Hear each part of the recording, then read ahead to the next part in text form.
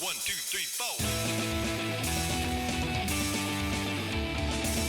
got thoughts running through my head. I got thoughts, can't you see? I got thoughts, the books I read. I got thoughts, won't you listen to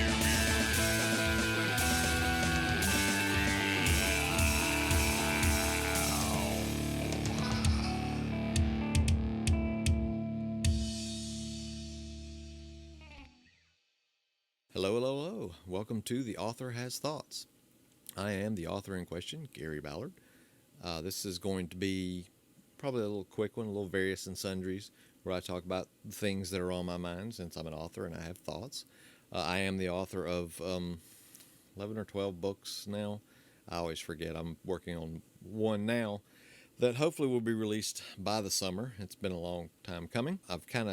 My video schedule's fallen off a little bit lately as I've reaching the end of the books I've already written and just trying to figure out something new to talk about that isn't my books. But I still have some of my books to go. I've still got 3 to go that I've not talked about, and they will come eventually, probably in a different order than I expected. I've titled this The American Marshmallow Experiment, and that probably won't make a lot of sense until I explain it. Down at the bottom, likey, click the subscribe if you like this channel. Give me some comments, tell me how I'm wrong, or how much I'm an asshole or whatever. Doesn't matter if you love it or hate it, just talk about it because YouTube loves the engagement. So engage. And then you can click the little dingy bell if you want to get notified when I put new videos out, which I will be doing on a sporadic basis, maybe once a month, but we'll see. I titled this America's Marshmallow Experiment, the American Marshmallow Experiment, based off the Stanford, I think it was the Stanford experiment from many years ago. It's known as the Marshmallow Experiment. We've heard about it a lot probably lately. And the general gist of it is these Stanford researchers got some children together and they gave the children the option. You can have one marshmallow now, nothing later, or you can have this marshmallow in front of you now for like 15 minutes. And if you don't eat it in 15 minutes, you get 2 marshmallows. So the whole concept of delayed gratification. And I believe the final experiment was that they tracked the kids who, were actually in the experiment over their lifetime. And the ones who could delay their gratification for the 15 minutes, who could hold off and get 2 marshmallows, had better overall outcomes in life than the other folks, than the kids who just couldn't wait. And I don't want to talk about the outcomes because, the outcomes are whatever.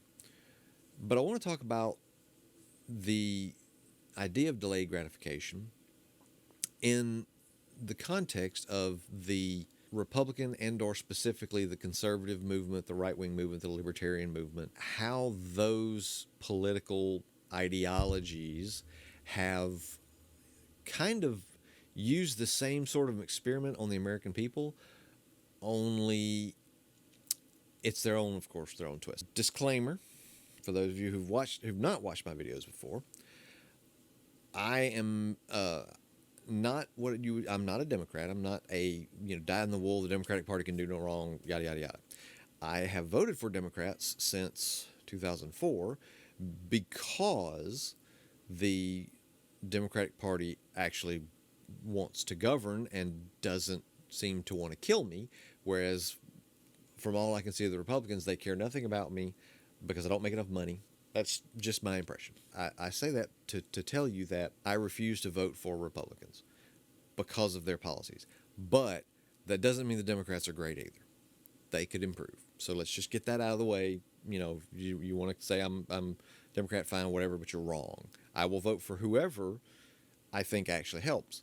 But the problem is the Democrats are the only one trying to help. So what I mean by the American Marshmallow Experiment, I mean that the Republicans have, for at least my lifetime, and probably, before this, but at least my lifetime, starting with Ronald Reagan, I was, as a kid, fairly engaged with politics. I watched the news, even like 8 or 9 years old, because basically the news was 30 minutes and it came on before Doctor Who.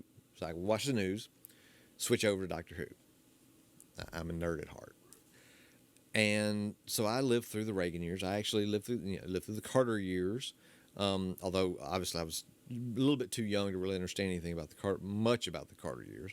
My parents voted Republican. They claim not to be dyed-in-the-wool Republicans, but I don't know how many Democrats they voted for. And it doesn't matter. They were very much behind Republican policies, and very much brought me up in that ideology.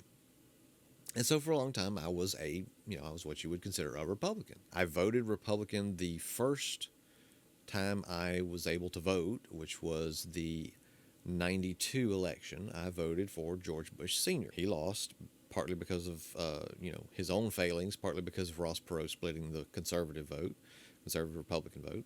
And because he lost, I kind of lost interest in politics over the next 8 to 12 years. And I don't believe I voted again until in 2000, when Mississippi was trying to get rid of its Confederate flag emblem. I voted for that. But the next presidential election was Kerry. I voted for Kerry in 2004 because of the Iraq War and things of that nature. Been well versed in Republican ideology and believed in it for a good bit of my life, early part of my life. And the one thing that, looking back, that struck me about Republican policy, Republican ideology, has been a distinct lack of connection to reality on purpose. I mean, it's a specific messaging that has gone on with the Republicans in Congress and the president that basically tells the voters, tells you and their base, things that are not only untrue, but are never going to be true. To me, it started with Reagan and trickle-down economics. So the theory was, Reagan comes out and says, we're going to cut taxes, especially on the top, 1% or whatever, the top earners. We're going to cut those taxes. And by cutting those taxes and giving businesses and rich people, which job creators wasn't a term then, but they've used that now. We're going to give those people less of a tax burden, more money, and in return, that money will eventually trickle down to everyone else, the people who are working their asses off and getting paid squat. That's the message. So what they're telling you is, okay, you're eating crap right now. You're not making enough money. But if you give these tax cuts to these people, eventually you could become like them. The American dream is you are a temporarily embarrassed millionaire. Is that eventually you work hard enough and pay your taxes and do what they say and believe this and that, you will become one of these. And when you do, then you'll get the benefits of not having to pay extra taxes and all the benefits of being rich, basically. Most of the people who work for a living, I'd say at least the majority of the people who work for a living, 51%, realize that that's probably bullshit. It was bullshit then when Reagan said it. It's bullshit now. And it was layered with bullshit in that, one of Reagan's deals with the trickle-down economics, and the guy, Larry Laffer, who came up with the Laffer curve, said that basically, yes, you cut taxes and you hit a short-term revenue, government revenue dip. But by cutting taxes, you'll stimulate the economy so much that corporations will make more money, more profits, so they'll get taxed more, so the revenue will even out. We've had 40 years of those kinds of policies in place in various states and all that, and various stages, and it has never once proven to be true. Never. You can look back. Republican presidents where taxes are cut, you do not see an increase in economic activity. You do see a decrease in government revenue, which pays for things like, Social Security, welfare, the military, and other government programs that help people. So you don't actually see the gratification.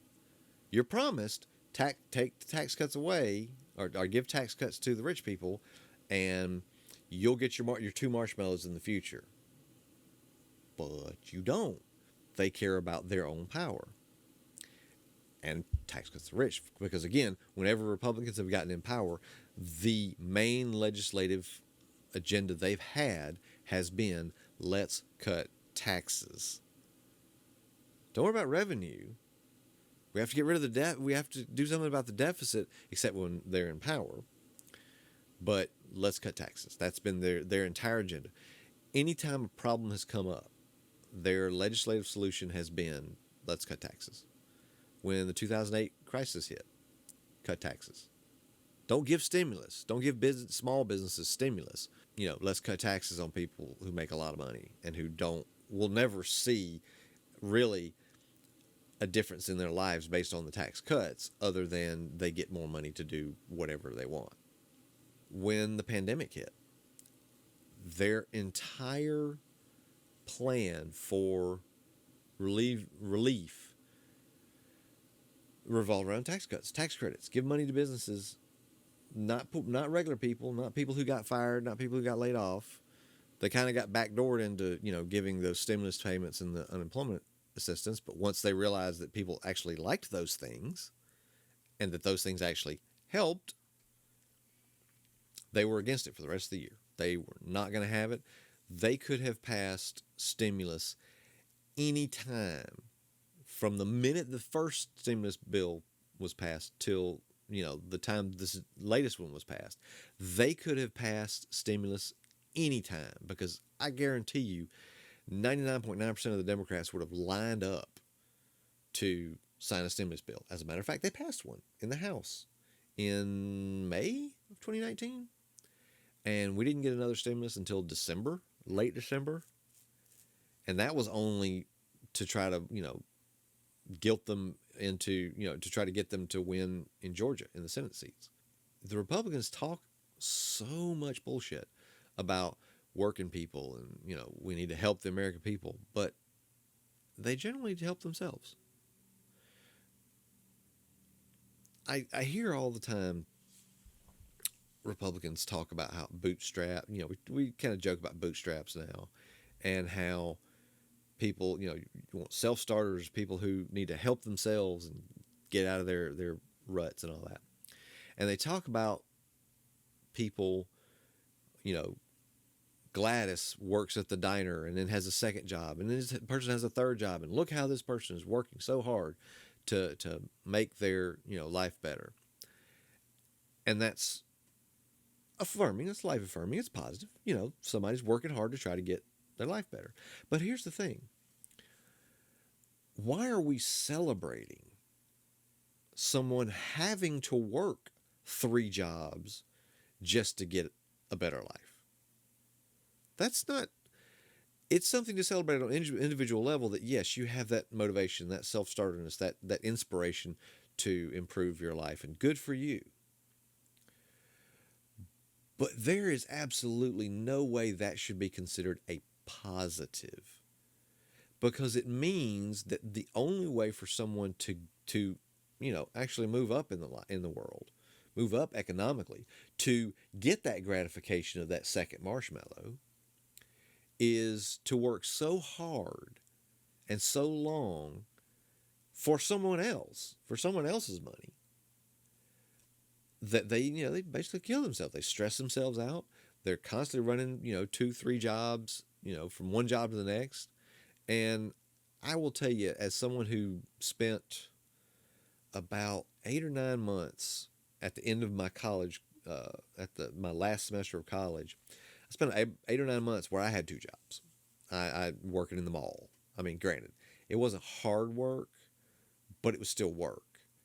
And I would get to the mall at 8:30 in the morning and work till 9 at night, go from one job to the next with just enough time to get some lunch or dinner. So I know what hard work is like. I know what having extra jobs is like. And it's not easy. It's stressful. Even the easiest jobs in the world, where you're basically just a cash register, somebody who pushes buttons and stands around waiting for somebody to come into the store. That's not as easy as it sounds. Actually, dealing with the public in any way is not as easy as it sounds. But even what I considered an easy job then, it was not easy when you're working, 12 hours a day, for two different bosses with two different sets of responsibilities, and juggling two different schedules. And then while I was still trying to go to work through a few months of that, or still go to school through a few months of that. So we shouldn't be celebrating people having to work 2 and 3 jobs. That's not a cause for celebration. That's a cause to look at the system itself and go, wait a minute, you're promising this, but the only way you're gonna get this is for somebody to work themselves to death for a boss who may or may not even care. Why would a boss care that you got to get to your second job? You're at this job. This is your responsibility. I don't care about whatever the other guy, what the other guy has. So again, we're dangling that upward mobility marshmallow in front of those 2 marshmallows in front of people's eyes. But the Republicans really don't care if you get it or not. Job creators certainly don't, as long as you're spending money at their businesses and or overall. What do they care if you get ahead or not? I mean, as a matter of fact, if you get paid less, they do better. If they can work, if they can get the production that 2 people used to do with 1 person, then 1 person's gone and they don't care. The job of a business, a capitalist entity, is to make as much money as possible with as little overhead as possible. And that's pure capitalism. It's, the cheapest labor, the highest price you can imagine for your goods or services, the highest profit. Everything else is up to humans to actually have that responsibility, to care, which, increasingly that responsibility is being put on the government. When you have corporations like Walmart making billions in profit and having their employees, literally telling their employees, these are the government programs you can use to get, to make ends meet, because we don't pay you enough. I wouldn't say it that way, but if you're having an issue making ends meet with healthcare or whatever, go look at the government stuff, the things you pay taxes for. But Walmart doesn't, because Walmart, their tax rates keep getting lower and lower under Republicans, which that's why Walmart keeps funding. Walmart's board keeps funding Republican congressmen, because their taxes keep getting cut. Capitalism becomes, the researchers at Stanford with the marshmallows, but they don't care about the outcomes for you. Their experiment is, how long can we make them wait for even 1 marshmallow while promising them 2, knowing we won't even give them the 1. Maybe we'll give them a little slice just to make sure that they still feel invested. But we're not actually going to give them that extra marshmallow, or even the first marshmallow. Because the main focus of capitalism is more. More growth, more profit, lower overhead, more, all the time more. But not for you, just for me being the corporation, or, the job creator. Another part of the whole marshmallow experiment and the lie that's being told to you is conspiracy theories. And I'm just going to touch on Q just a little bit. You've probably heard about QAnon, especially after the January 6th riots. You keep hearing a number of these Republican and or conservative politicians promising one thing, telling you one thing that they know is not true. The election results were just one of those things. That there was widespread voter fraud, and that's why Trump didn't win. That's why we didn't win. The Republicans didn't win, even though they did actually do all right in the Senate. But they're telling you, if you keep following me, you keep listening to me, you're going to get what you want, which apparently for a lot of those voters, what they want is, nobody but white people able to do anything. they keep telling you this, there was this widespread voter fraud. And just this week, the governor of Georgia signed a new basically a voter suppression law, which restricted absentee ballots and made it illegal to bring people water while they were waiting in line to vote. Cut down the amount of early voting available, and I want to say they might even have cut. Oh yeah, and they also said that the state elections board could now take over local election boards and control their results.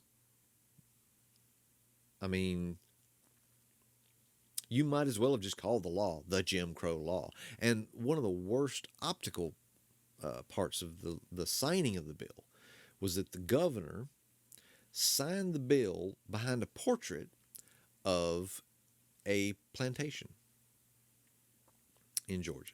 It's this beautiful painting of a plantation where slaves worked for a rich man for no pay and with no freedom of movement for employment, no choice in the matter, and they weren't allowed to vote. They didn't have any voice in their lives or control over their lives at all. And the governor signs this law, which basically restricts the rights of the ancestors or the descendants of slaves in their voting. And it was pretty clearly targeted, like most of the things Brian Kemp has been involved with since he was Secretary of State, with suppressing the vote of African Americans and people of color. It's just the way it is. That's literally what he's done.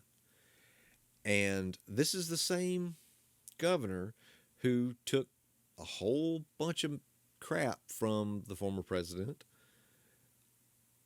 because he wouldn't say that the vote in Georgia was stolen, because he knew it wasn't. Actually, it wasn't stolen. The votes weren't illegal. They just didn't happen to be the right people voting. So he's trying to do something about that now. This is the same governor who was Secretary of State while he ran for governor, who, was in control of the election boards of the election that he was involved in, and closed precincts and purged voter rolls, mostly of people of color, oddly enough.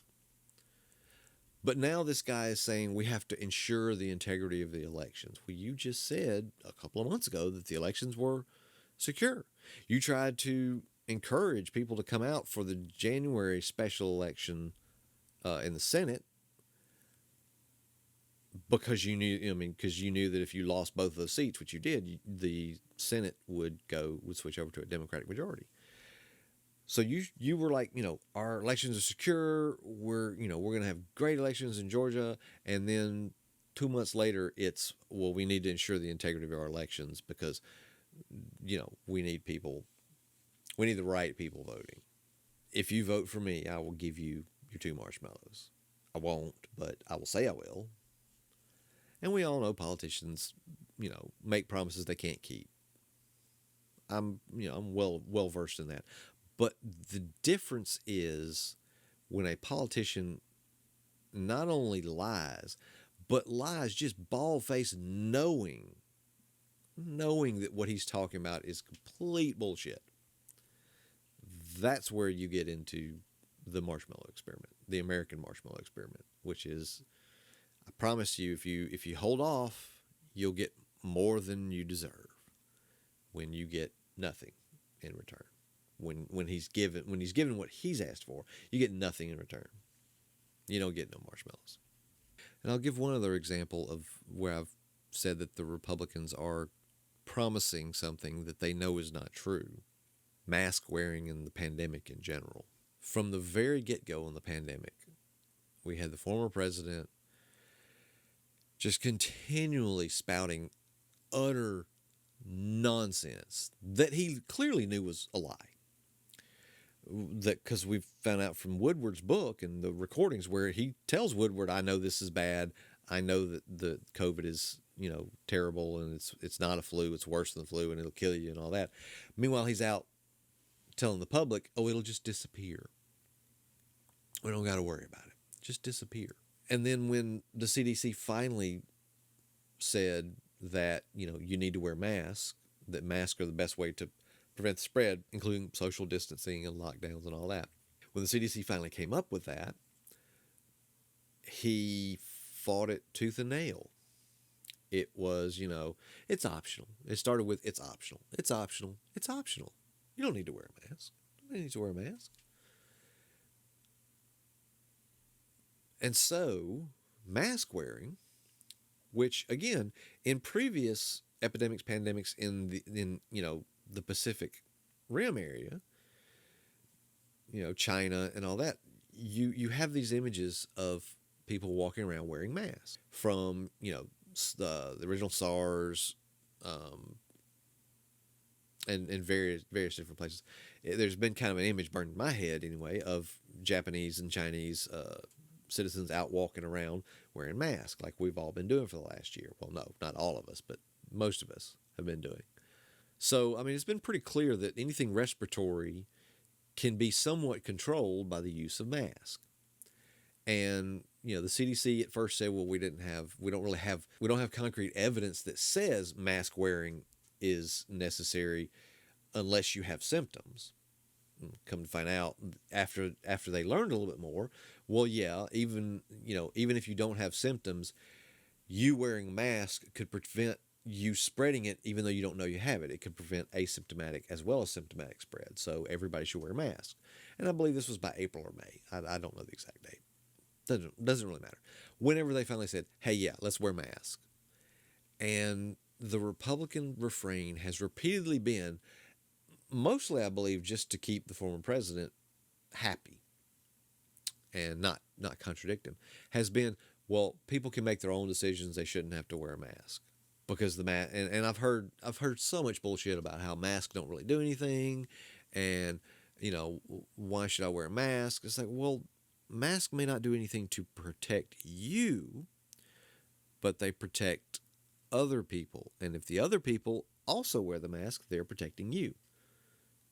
We live in a society, and a society is supposed to protect each other, which means I delay my gratification of, being able to breathe freely so that in the future we can all breathe freely. That's the marshmallow experiment here. Well, the Republicans have specifically, and specifically Republican governors, like Governor Nome of South Dakota, I think that's how you say her name, we don't have to wear masks because it doesn't do anything.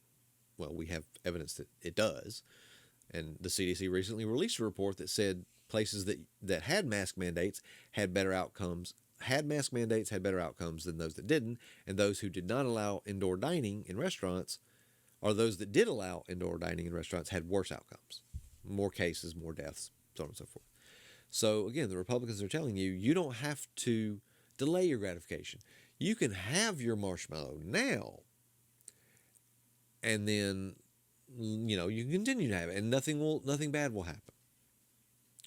That's not the case, because you don't wear your mask, somebody else gets COVID, and somebody else dies. The illusion that they're telling you about masks is that you can choose how much risk you take. If you choose not to wear a mask, you're just choosing to accept the risk that you could get COVID. But that's not how it works.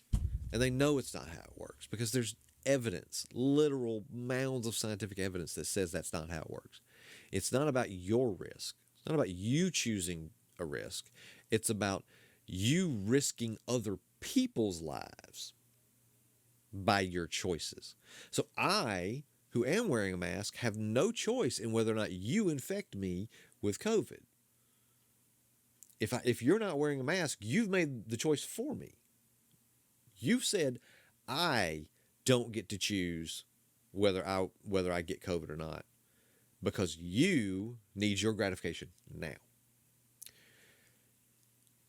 And the Republicans who, and this is not, unfortunately, this is not just Republicans, the politicians who have started to ease restrictions in February and early March because we have vaccines now are basically just saying, okay, Go get your marshmallow now. When all that's going to do is elongate the amount of time we're still under COVID. If everybody wore their mask, if we locked down or at the very least stopped indoor dining, had mask mandates and kept them in place until we actually see a sustained decrease in cases and deaths and hospitalizations, so on and so forth. If we actually just delayed our gratification, delayed having that marshmallow till we could get 2 marshmallows, it would be much sooner than if we just do whatever the hell we want. Grab that marshmallow right now because it's in front of you. Go out to spring break and have a drunken ass bacchanal. Travel anywhere the fuck you want. Eat in any restaurant you want. Breathe on everybody. Lick every doorknob. But that's not reality. Reality is, if we don't follow the guidelines, if we don't actually take care of each other, we're all going to be in this for much longer than we have to be. Yeah, we have vaccines, but they're not the end-all be-all, because, again, if we don't get enough people vaccinated, we're not going to get any benefit from it. And the polls that have been out lately showing that like 40% of Republicans are going to refuse to be vaccinated is, again, more of that bullshit. And it's for stupid QAnon reasons, like, Bill Gates put tracking nanobots in the vaccine, or vaccines cause autism, or just whatever. The more of those folks they are, the more of those folks that the Republicans keep mistrusting science and mistrusting politicians and the government and all that, the more they do that, the less of that actual gratification that they promise you they actually have to give. Because if you keep giving them power, it's quite clear they're not going to give you help unless they are dragged kicking and screaming to do it. And even if they are, they still won't do it. They still won't give you help. But they'll sure as shit take credit for it when it happens. And I realize this is probably kind of a strained metaphor, and I've spent a whole lot of time talking about something that may be total bullshit. I have had a better metaphor out there. I guess my closing argument is that you can choose to believe whatever you want, but I would urge you to please think about not just your own place in your town, your county, your state, your city, your country, but think about somebody else's position as well.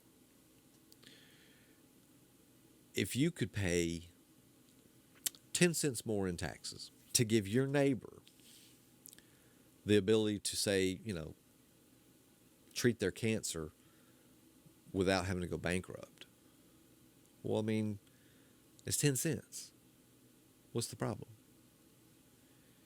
If you could put a mask on your face, restrict your breathing a little bit, and make yourself a little bit uncomfortable, and not go get your hair cut or go to the gym for, let's say, a few months, so that your neighbor doesn't get sick, or your coworker doesn't get sick, or your grandparents, or that grocery store clerk who always smiles at you.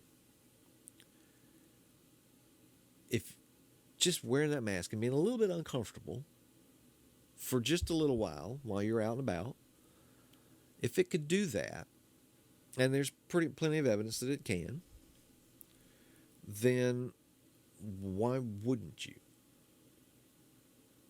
If the answer is, and I've actually had people tell me this, is that people are stupid and liars and selfish, and I don't care what happens to them. I had literally somebody telling me that. If that's your answer, well, okay, but we live in a society, and unfortunately, there's other people that you should think about because they're thinking about you. I've said it a few times in videos before. We can do better than we are. And I realize that the folks who have that attitude that I just espoused, that, I don't care. I realize they don't have any empathy for other people, and that's a failing on their part. And I realize that trying to shame them into having that is actually the opposite effect, because they have no shame about the sociopathic ideas they have. But for the rest of us, the ones who, have some degree of empathy for our fellow human, let's do better out there. So my name is Gary Ballard. I am an author, and this has been my thoughts.